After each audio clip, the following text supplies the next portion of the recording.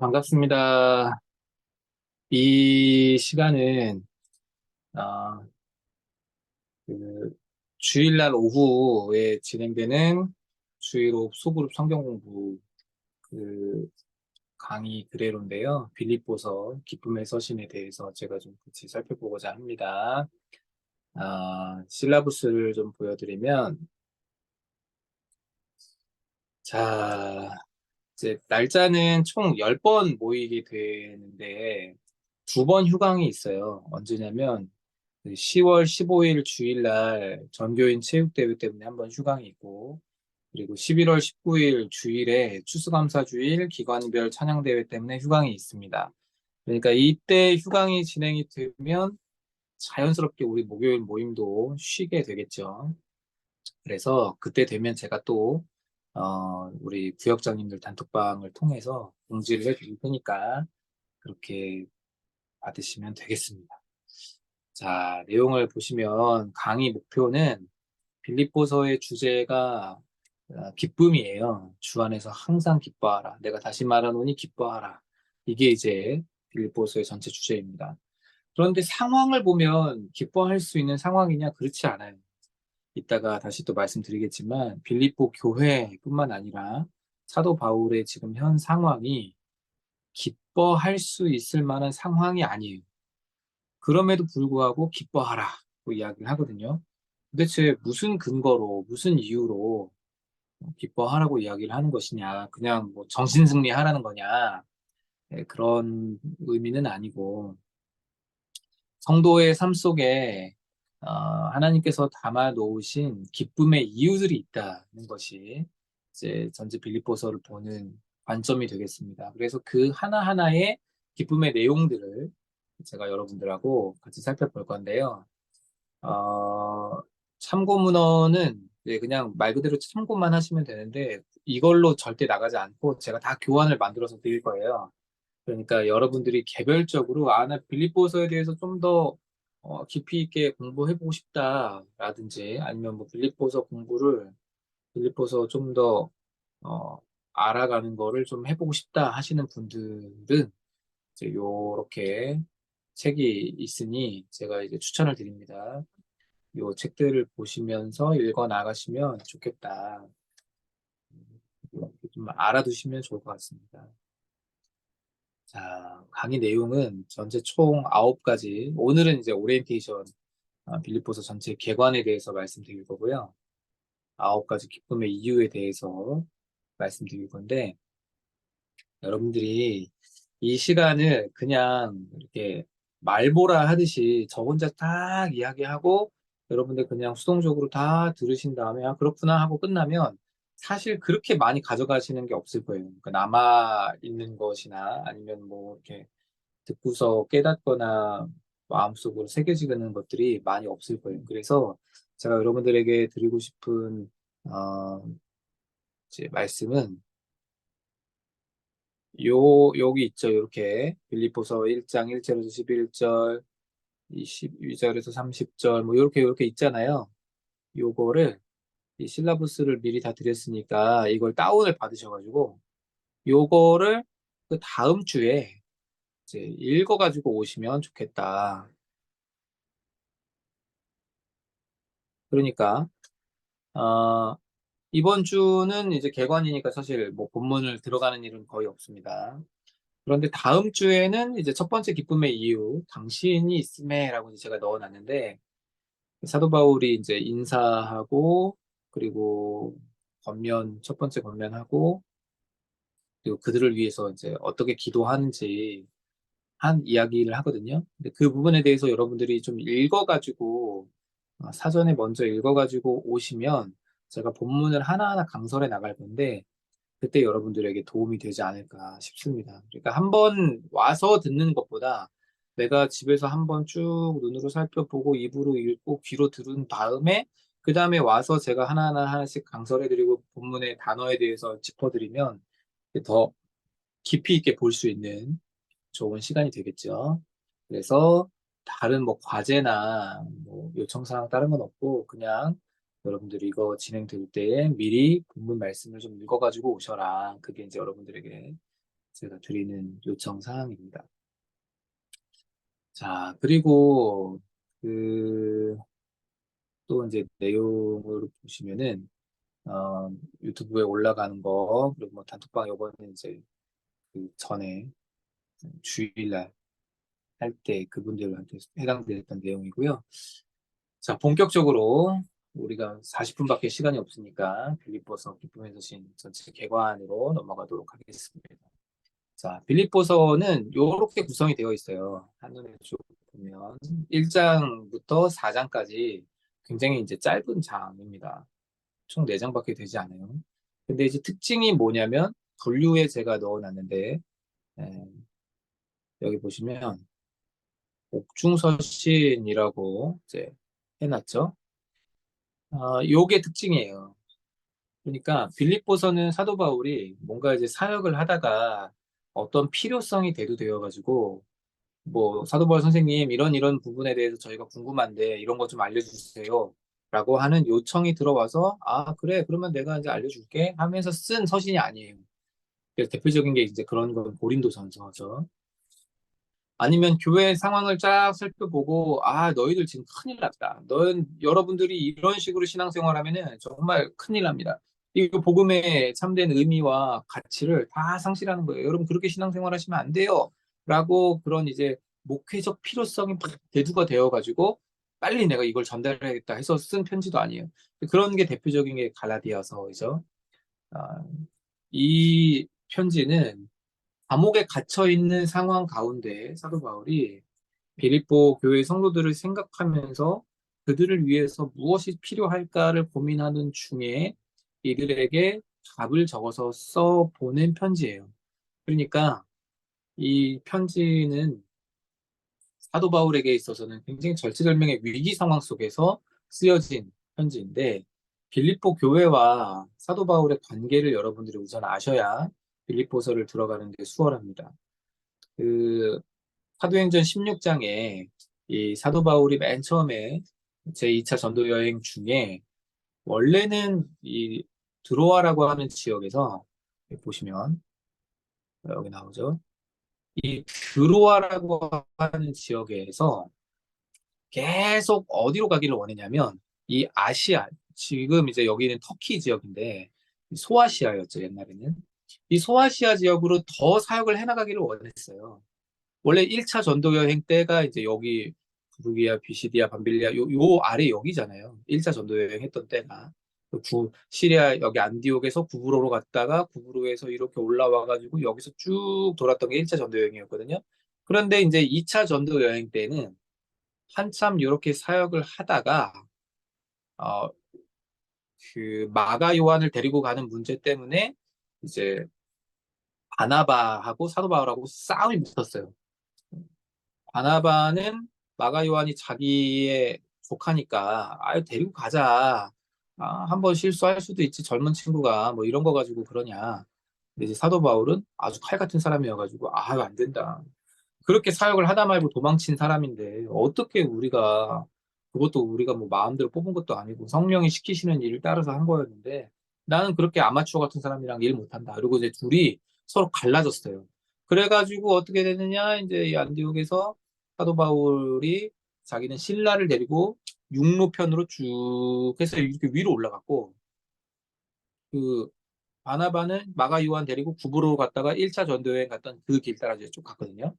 근데 이제 사도 바울이 쭉 와가지고 아시아를 지나서 뭐 드로아까지 딱 와서 이제 여기서 다시 또 안쪽으로 들어가려고 했는데 계속 뭐가 일정이 막히는 거예요. 잘 안 되는 거죠. 그래서 이게 왜 이러나 왜 이러나 하다가 그때 이제 기도하던 중에 성령께서 건너와 우리를 도우라는 환상을 보게 하셔가지고 그래서 요 에게해를 건너가지고 넘어갔는데 여기가 이제 이 유럽인 거죠. 유럽으로 복음이 첫 발을 내딛는 시기가 되었다. 역사적인 첫 걸음이 된 거죠. 지금으로 하면 이제 여기 뭐 그리스 북부쯤 될 건데 요렇게 와가지고 네아폴리를 지나서 빌립보에 가서 이제 이 빌립보 지역에서 처음으로 복음을 전했는데 그 복음을 들었던 사람이 그 유명한 자주장사 루디아가 됩니다. 이제 루디아에게 이제 복음을 전하고 거기서 교회가 세워지고 또 빌립보에서 귀신 들린 여종 하나를 고쳐주잖아요. 사도 바울이 고쳐주고 난 뒤에 사람들이 어, 엄청난 경제적 손실을 입었다고 하면서 이제 사도 바울하고 신라를 막 죄도 묻지 않고 후드로 팬 다음에 감옥에 가두죠. 그래서 그 감옥에 있을 때 이제 또 일어났던 이야기가 또 사도행전에 기록되어 있습니다. 그 지역이 빌립보라는 거예요. 근데 이 빌립보 지역은요, 사도 바울이 이제 이렇게 2차 전도 여행 중에 유럽으로 넘어가서 처음으로 세웠던 교회인데, 이 교회는 사도 바울의 지시사항을 굉장히 잘 따르는 교회였고, 또 사도 바울을 굉장히 좋아하는, 사도 바울과 굉장히 친밀한 관계 가운데 있는 그런 교회였어요. 뭘 보면 알 수 있냐면, 사도 바울의 쓸 것을 많은 교회들이 돕긴 했지만, 자주 혹은 정기적으로 돕는 이런 교회들이 많지 않았는데, 빌립보 성도들은 그 어려움 중에 있는 사도 바울의 이야기를 듣고 계속해서 도왔고 사도 바울이 전도하고 있는 전도 여행 중에 가는 곳마다 막 박해하는 사람들이 나오니까 많이 힘들었단 말이에요. 그리고 사도 바울은 자비량 선교를 했단 말이죠. 그러니까 그게 이제 뭐 무슨 돈이 얼마나 많이 있었겠습니까? 그런 차에 항상 복음 전도의 일에 힘써 달라고 빌립보 교회들이 그 어려운 중에도 돈을 십시일반 모아가지고 사도 바울에게 보내주었어요. 몇 차례나. 그래서 사도 바울하고 이제 빌립보 교회가 이렇게 사이가 좋았는데 그 좋았던 사이에 대하여 기뻐하고 또 감사하고 그리고 빌립보 성도들이 로마 감옥에 투옥되어 있는 사도 바울에게 또 쓸 것을 보내주니까 영치금을 보내준 거죠. 그러니까 이제 이것에 대해서 감사 편지를 쓰면서 또 동시에 그들 가운데 좀 나뉘어져 있는, 마음들이 나뉘어져 있는 두 그룹들이 있어요. 4장에 가서 보시면, 유오디아와 순두계 두 사람을 이제 사도 바울이 한 마음을 품으라고 권하거든요. 이런 부분들에 대해서도 이야기하고, 또 3장에서는 행악하는 자들, 유대인들 가운데 이제 개라고 표현하는 할례주의자들이 있었어요. 그런 사람들, 그러니까 복음의 반대편에 서 있는 율법주의자들에 대해서 사도 바울이 이들을 경계해야 된다라고 하는 이제 경고의 메시지도 줍니다. 자, 그래서 이러한 내용들인데, 근데 이제 전체 2장부터 내용을 보시면, 1장 후반절부터 보시면, 사도 바울이 막 이런 얘기를 해요. 내가 잡혔다는 소식을 듣고 나에게 괴로움을 더할 목적으로 그리스도를 전파하는 사람도 있다. 이런 이야기를 하거든요. 도대체 이게 무슨 말인가 싶잖아요. 그렇죠? 사도 바울이 감옥에 갇혔는데 그 감옥에 갇힌 사도 바울을 더 괴롭게 하려고 복음을 전한다? 그게 도대체 무슨 말이야 싶잖아요. 근데 어쨌든 요게 이제 그때 가서 또 제가 본문을 상세하게 풀어서 설명해 드릴 건데 사도 바울을 전적으로 따르는 사람들이 있는가 하면 그렇지 않은 사람들도 있었다는 거죠. 사도 바울을 경쟁자처럼 생각하는 교회 내에 유력한 사람들이 있었다는 말이에요. 이제 그 사람들에 대해서도 사도 바울은 어쨌든지 저쨌든지 전파되는 것은 그리스도기 때문에 나는 괜찮다. 이제 이렇게 이야기를 하고 2장에 넘어가서는 너희들이 그리스도 예수의 마음을 본받고 또 그분을 따르라 하고 이야기를 하고 구원에 합당한 삶을 살라고 막 이제 이렇게 이야기를 해요. 그런 것들을 통해서 볼 때 굉장히 하고 싶은 이야기들이 많았는가 보다. 이제 이렇게 생각을 할 수 있는 거죠. 빌립보 교회 상황에 대해서 상세하게 잘 알고 있었고, 그리고 그 상황에 대해서 우려하고 있는 부분들도 분명히 있었다.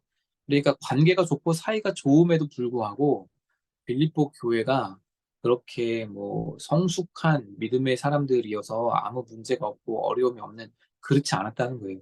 우리가 자꾸 이제 초대교회로 돌아가자 뭐 이런 이야기들 많이 하고 그 르네상스 때부터 에드폰테스라고 해서 고전으로 옛날로 돌아가자 이게 이제 르네상스의 기본적 원칙이었잖아요. 정신이었고 그래서 우리도 뭐 한동안 대한민국 뭐 기독교 역사 100년 좀 넘어가는 어간에 초대교회로 돌아가자 이런 얘기 많이 했는데 초대교회는 그런 문제도 하나도 없고 다 좋은 교회였냐? 그렇지 않았어요. 초대교회는 오히려 더 문제가 많았고 우리가 지금 알고 있고 또 배우고 있는 것보다 훨씬 더 신앙적 교육과 내용들이 빈약했고 적었기 때문에 지금 교회하고는 비교할 수 없죠. 예배도 지금 우리는 분당에 모이면 한 번에 200명, 300명씩도 들어올 수 있단 말이에요.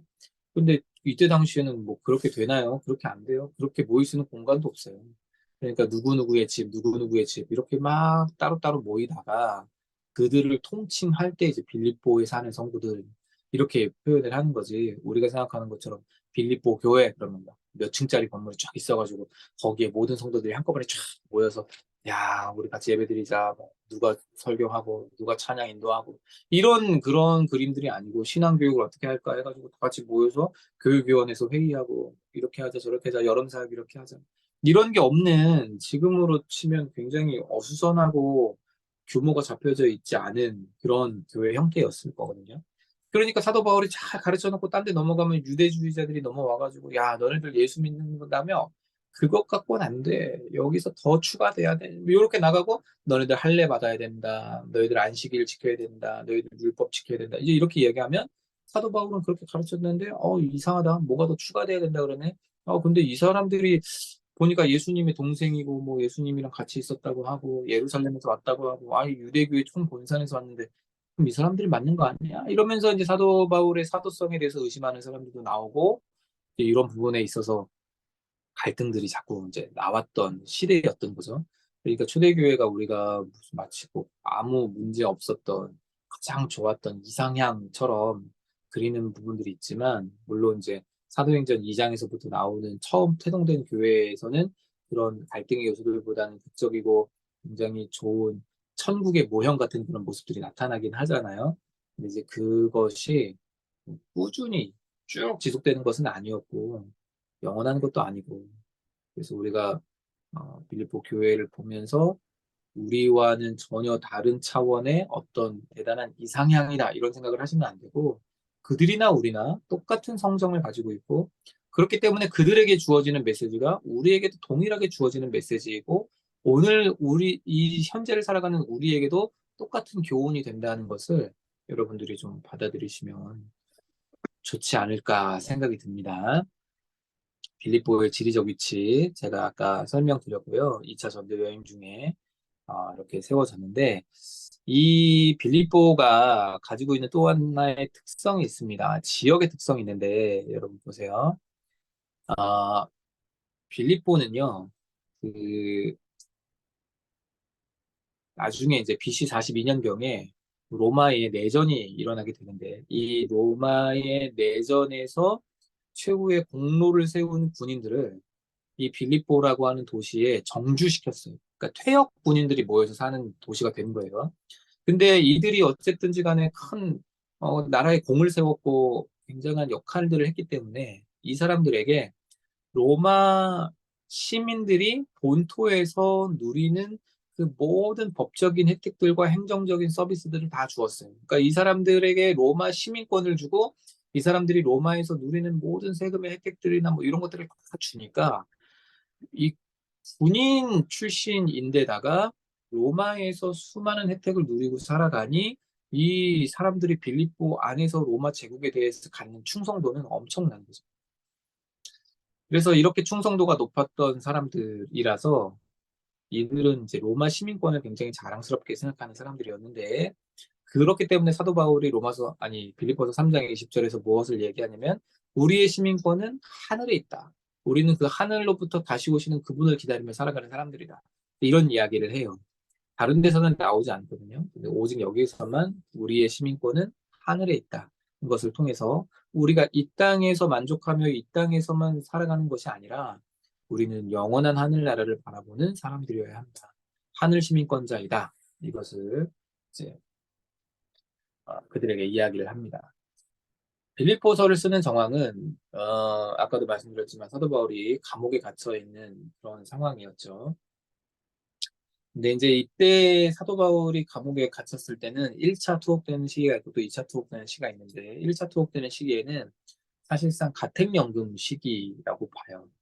이제 이 가택연금 당해 있는 상황에서 사도 바울이 이렇게 있다가 재판을 하고 1차 풀려났는데 다시 또 잡혀 들어가죠.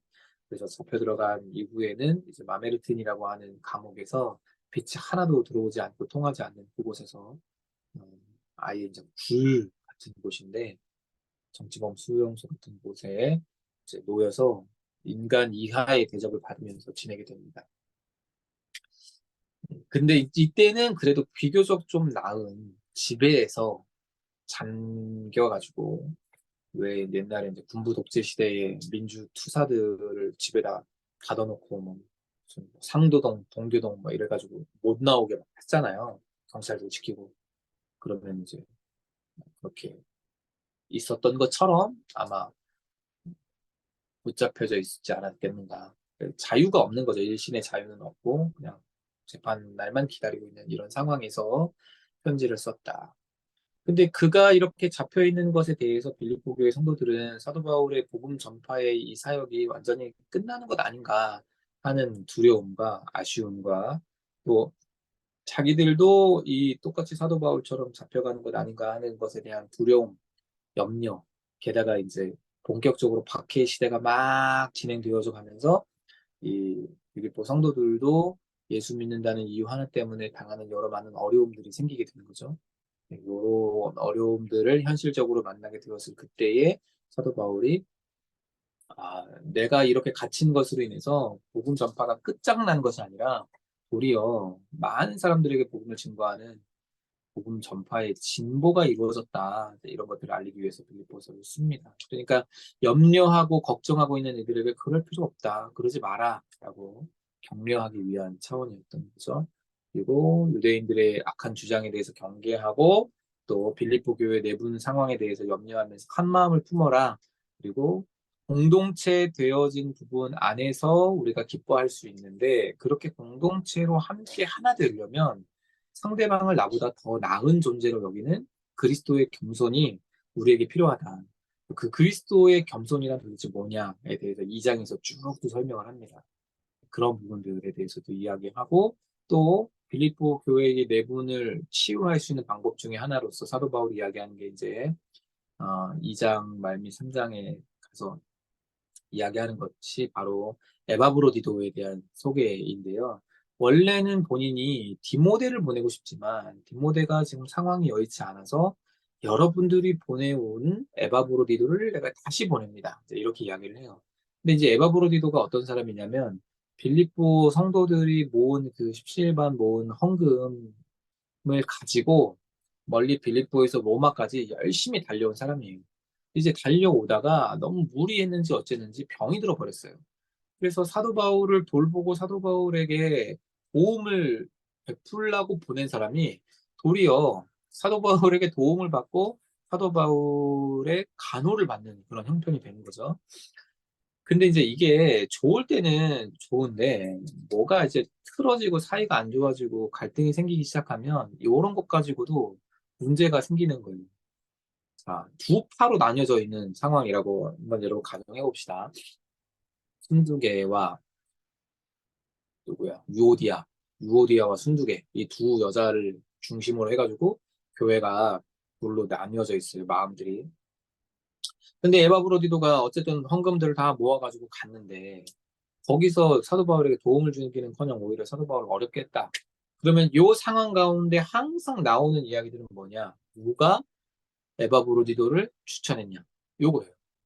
왜냐면 요런 갈등 관계 속에서는 어쨌든 책임 소재를 항상 물어가지고 그 책임 소재를 물은 것을 통해 주도권을 주려고들 하니까 그게 이제 파벌이고 그게 바로 정치잖아요. 누가 추천을 했느냐 뭐 이런 것 때문에 아마 또다시 분란이 일어나고 또다시 서로 마음들이 나뉘어질 것을 에바 브로디도가 굉장히 걱정을 했던 것 같아요.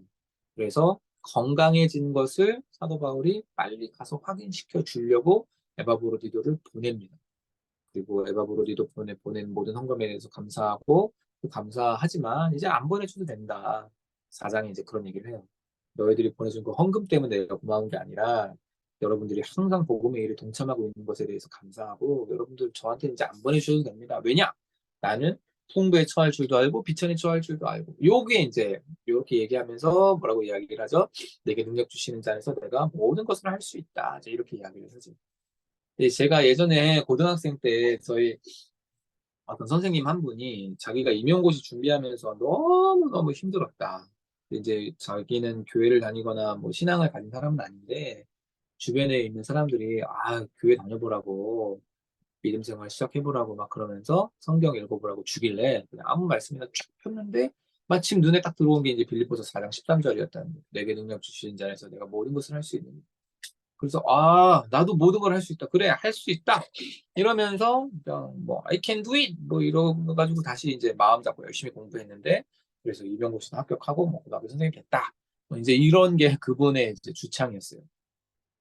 그러면서 저희들한테 하는 이야기가 봐라 성경에도 기록되어 있지 않느냐. 열심히 노력하면 안 될 게 없다. 자기 자신을 믿고 뭐든지 할 수 있다는 그런 신념과 의지를 가지고 너희들 열심히 공부하면 다 할 수 있어. 이제 이게 이제 그분의 이야기였는데 이거는 정말 아전인수도 이런 아전인수가 없는 거죠. 그 말씀은 우리가 모든 것을 다 할 수 있다 이런 얘기가 아니라 내가 가난한 상황이든지 부한 상황이든지 어떤 상황이든지 마음의 평정을 유지할 수 있는 일체의 비결을 나는 배웠다. 그렇기 때문에 돈이 있고 없고가 나한테는 하등 문제될 것이 아니다. 여러분들은 나를 걱정하는 마음에 여러 어려운 형편 중에서도 쓸 것을 모아서 보내줬지만 굳이 안 보내주셔도 된다. 나는 자족하는 법을 배웠다. 그러므로 나는 주님 안에서 모든 것을 할 수 있기 때문에 안 보내주셔도 된다는 요 완곡한 거절 어법으로 이야기하는 내용이지 이게 마치 예수 믿는 사람은 뭐든지 다 할 수 있다. 할 수 있다 하시는 능력의 주 하나님 이런 의미가 아니에요. 불가능에 도전하라 이런 의미가 아니라는 거죠. 그런 부분들도 나중에 이제 본문을 직접적으로 다룰 때 또 말씀드리도록 하겠습니다. 자, 이제 이런 정황 속에서 빌립보서를 썼고요. 빌립보서의 특징은 한마디로 하면 기쁨이에요. 기쁨. 총 4장의 짧은 서신에서 이 기쁨, 기뻐하라, 기뻐하다 이런 단어가 16번을 등장합니다. 고작 넉 장밖에 안 되는데 기쁨이라는 단어를 16번 썼다. 그건 아주 많이 썼다고 봐야 되겠죠. 4장밖에 안 되는 내용이면요. 주일 설교 원고로 하면은 한 2, 3주 분량이에요. 2, 3주 분량. 2, 3주, 3주도 안 갈 거예요. 아마 2주 차 정도 분량이 될 거예요. 그만큼 적은 분량인데 제가 그 안에서 기쁨이라는 단어를 16번을 말했다고 한번 생각해 보세요. 주일 설교 때 기쁨이라는 단어를 16번 얘기했다. 그럼 여러분들 어떻게 느껴지시겠어요? 또 이게 나와? 또 기쁨이야? 네, 이런 식으로 나오겠죠. 그 정도로 많이 나왔다는 뜻이에요. 그러면 기쁨이 어떻게 나왔냐? 뭐 기쁨으로 간구한다. 그리스도가 전파되는 것을 나는 기뻐한다. 내가 이 땅에 있는 것보다 당장 죽어서 그리스도께 가는 게 훨씬 더 나은 일이지만 그러나 내가 여기 남아있으면 육체로 남아있으면 여러분들에게 기쁨이 될 것이기 때문에 내가 여기 남아있게 될 것이라고 믿는다. 그게 또 빌립보 교인들을 기쁨을 위해서 이야기했던 내용들이고 여러 가지 이제 기쁨에 대한 이야기도 쭉 나옵니다. 그런데 발신자나 수신자 모두 기뻐할 수 없는 객관적 상황이에요. 고린도후서 8장 1절에서 12절 보시면 제가 읽어드릴게요. 뭐라고 써있는지 고린도후서 아, 잠시만요.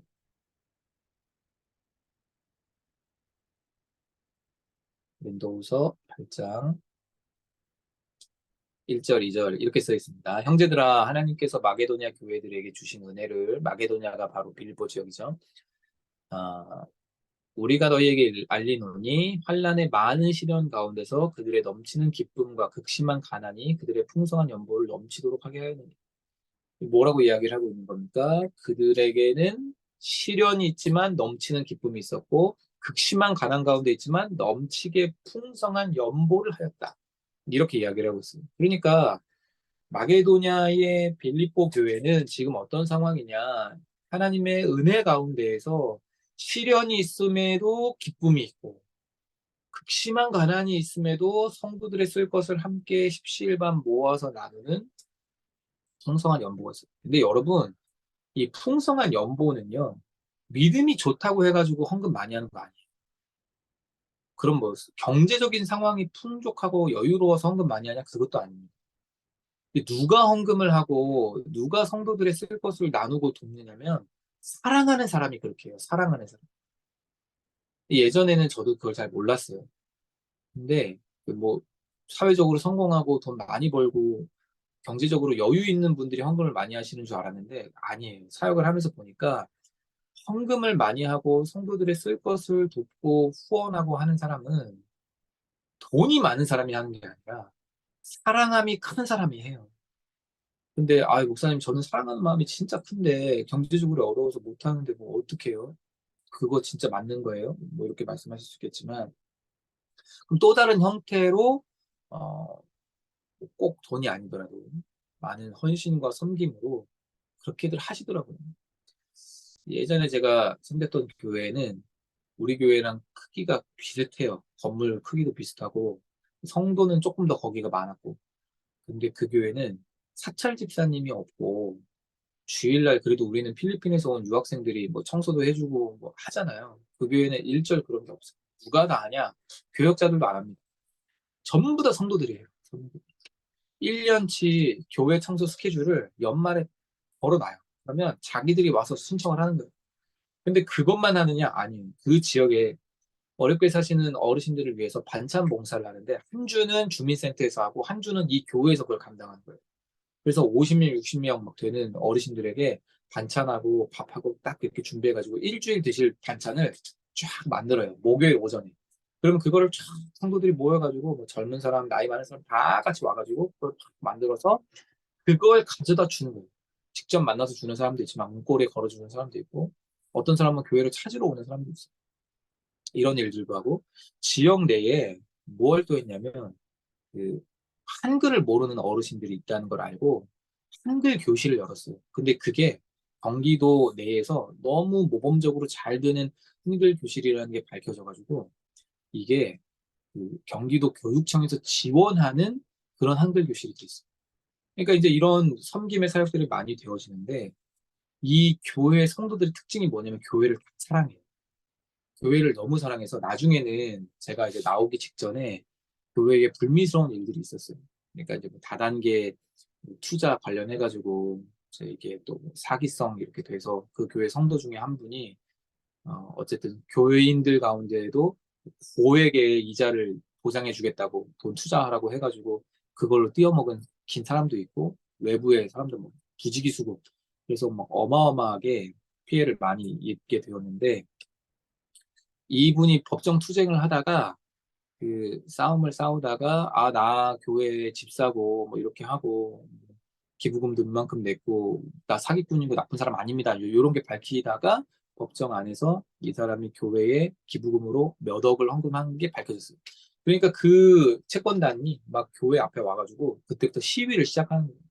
검은 돈으로 세워진 무슨 교회 뭐 각성하라 이 교회 뭐 누구 목사 뭐 사탄의 자식이니 어쩌니 해서 막 예배 시간만 되면 막 꽹과리 치고 북치고 막 하는데 와 그게 막을 방법이 없더라고요. 신고를 하고 시작하면 막을 방법이 없고 경찰이 와가지고 몇 대 11로 그 시위를 하나 그것만 체크하지 그 이상 뭐 70인가 넘어가면 그때 제재하고 그 이하로 하면 뭐라고 이야기하든지 간에 상관을 안 해요. 이런 상황 되면 많은 성도들이 여기만 교회야 하고 딴 데로 가요. 그렇잖아요. 근데 이 교회 성도들은 교회를 사랑하니까 어떻게 하냐면 담임 목사님 찾아가는 거예요. 성도들이. 그래서 그 돈 안 돌려줘도 되는 법적으로 돌려주지 않아도 된다 하더라고요. 이렇게 기부금으로 된 것에 대해서 돌려주고 합시다. 우리 교회가 세상 가운데서 안 좋은 이야기 듣는 것이 견딜 수가 없다. 그래서 목사님 빨리 뭐 추경을 해서든지 어떻게 해서든지 빨리 이 돈을 해결하고 이 일을 더 이상 불거지지 않게 하자. 그래가지고 당에서 결정해서 그냥 그분이 헌금하신 금액 그만큼을 법원에다가 공평을 맡겨버렸어요. 채권단들이 알아서 찾아가는 거죠. 그런데 성도들이 교회를 사랑하면 이렇게 풍성한 연구와 자기 삶의 헌신이 나타나는 사랑하지 않으니까 안 되어지는 분들인 거죠. 그래서 결론적으로 이야기하는 것은 우리가 이런 여러 많은 위기 상황 속에서 어떻게 기뻐할 수 있을까? 이것을 제가 이번 이 말보라가 아니죠. 리바이브 시간을 통해서 여러분들과 함께 나누고자 합니다. 자, 시간이 다 되었는데요. 목요일 이 시간 계속 찾아주시고 같이 또 함께 해주시고 다음 주에는 1장 1절부터 11절까지 말씀 다 읽어가면서 진행하도록 하겠습니다. 궁금하신 것들이 있으면 채팅창을 통해서 언제든지 말씀해 주시고 단톡방 혹은 개인 카톡으로 연락 주시면 감사하겠습니다. 자, 오늘은 이것으로 마치겠습니다. 참여해주신 여러분들 감사합니다. 평안한 밤 되세요. 안녕히 주무세요. 주일날 뵙겠습니다. 감사합니다.